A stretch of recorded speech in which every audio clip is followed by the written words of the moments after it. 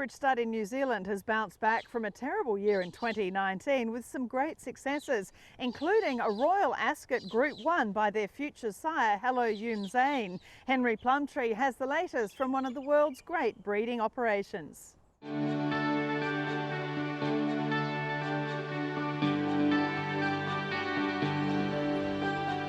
Probabil's sealed the deal right on the post. Probabil's won the Group 1. Hello Yoom Zane, dream of dreams flashing home. Hello Yoom Zane.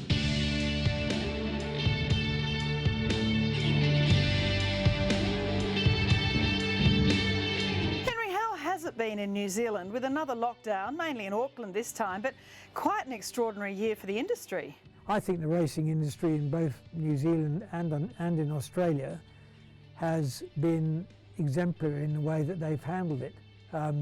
Obviously the example in Australia is probably a role model for the rest of the world. They've managed to keep going in just about every state except Tasmania. In New Zealand we did lock down for probably 8 weeks, 10 weeks with the racing. We've returned to the racecourse and I think we've shown to the government that we're responsible citizens, and I think that's what people are looking for. Well, so many exciting things have happened for Brendan and Joe Lindsay and the Cambridge team after a really tough 2019. Probabil winning the Group 1 Surround Stakes. She wintered in New South Wales. Vanazza, or La Vanazza as she's called now, and some other really promising racehorses coming to Australia to represent you. We don't go over there with world-beating aspirations with these horses. We rely on Jamie Richards very heavily. Obviously, we put a lot of faith in him and his stable, and they've done a fantastic job with Probabil last year. So we've got a couple of other fillies that we think will be competitive over there. And in fact, the 3 fillies that we've sent, we have a very good relationship with John Thompson in Sydney, which is very important at a time like this. And we've got a couple of other people helping us out as well. And we've got a very good girl in charge of the horses over there. All things going well, we should have a good spring. A huge highlight, and just a shame they couldn't be there, was of course Hello Yoom Zane, the horse you bought for stallion duties when he retires, winning the Diamond Jubilee Stakes at Royal Ascot. To have your colours winning a Group 1 in that most elite of elite company for both humans and horses globally, it just must be almost beyond words. Well, it was pretty exciting. I mean, it was, I don't think anyone on the Cambridge stud team didn't watch it, and no one got any sleep for the rest of the night. We went up the next day to Auckland, had a big lunch with Brendan and Joe. So look, you dream about those things as an owner. To have them, a horse in their colours on a day like that, we're very lucky to have the horse. He's franked that form in Deauville. That was a pretty tough run for him on very fast ground, but the fact that he ran second against similar opposition, you know, it pretty much franks his ability. I talk to Kevin Ryan, his trainer, probably once a fortnight. He is quite definitely the stable favourite up at Hamilton Lodge.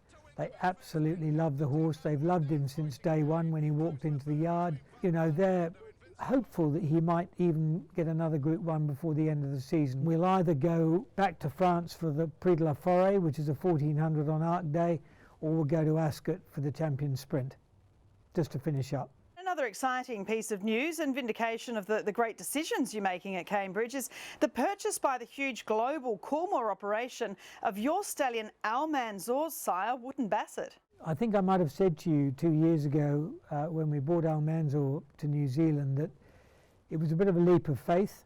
Having seen the horse in Normandy, we couldn't really not buy him. He was such a good type. But the Wooden Basset factor two years ago was quite a mountain to get over. Why, I'm not quite sure, because Ifraj by that time had already had, I think, 8 individual Group 1 winners. However, it was what it was. But we talked to Nicholas about the crops that he had coming through.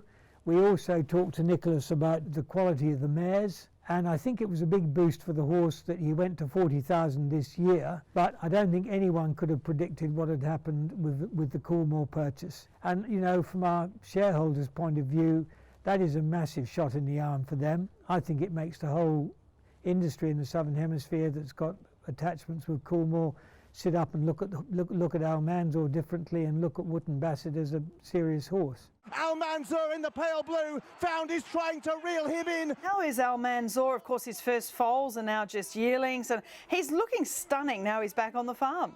Caroline, he looks no different to what he did last year. He is the most relaxed character.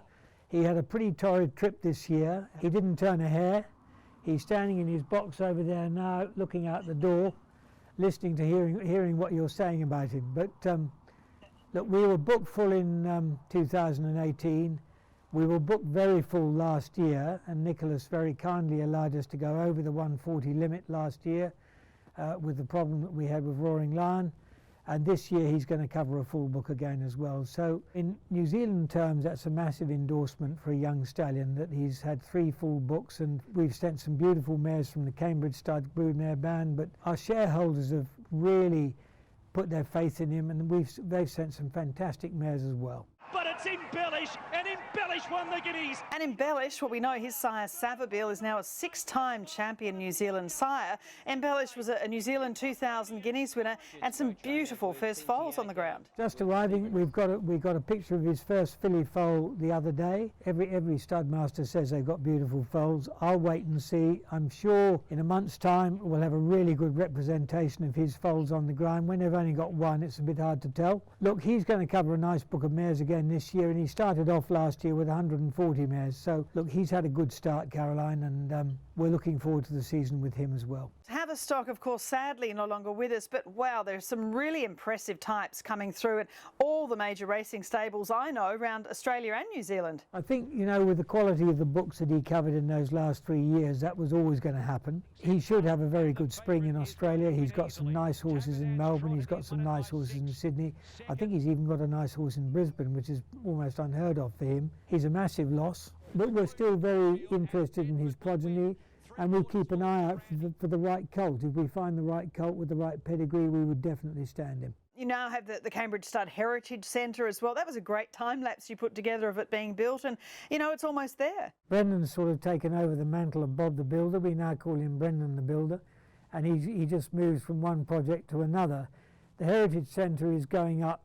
I can see it as I'm looking at you on the camera now. It's going up behind me. The steel work is all stood. The roof will be on next week, but it won't be operational, I gather, until the end of March next year. But there's a lot of detail going into it, and Brendan and Joe, being the sort of people they are, they want to get it right. So the attention to detail there is going to be fantastic, and we're into it, as they say. Henry, of course, you have a huge experience in the racing and breeding world. You've been through equine influenza, of course, here in Australia. How do you see the ongoing effect of this COVID period? We would be foolish to think that we're going to get away with nothing impacting on the industry, because I think it's going to impact on everybody. It'll impact on the developed countries' economies, and if it impacts on the economies, it's going to impact on racing and breeding. That's a fact of life. Crystal ball gazing, will the world be the same in 5 years' time? I think the thoroughbred industry in this part of the world will be very vibrant in 5 years' time, but it'll be different. I remember at the end of 1980s, 1990, 1991, when the market here completely fell off a cliff. The parameters were completely different, Caroline. There were interest rates at nearly 20%. There was no money in the system, and bloodstock was grossly overvalued. Now, the parameters now are completely different. There is a lot of money in the system. Most of the big breeding outfits, both in New Zealand and in Australia, are very well founded. And there's an industry here that wants, you know, they want the product. Racing, you know, punters want the product, racing wants the product, and the rest of the world, it seems, because they come here on a regular basis, wants the product as well. So we've got to be upbeat, but we've got to be realistic about the next year or two. I think it's going to be not a question of will we take a hit, it's just going to be a question of how we manage it so it's as low as possible.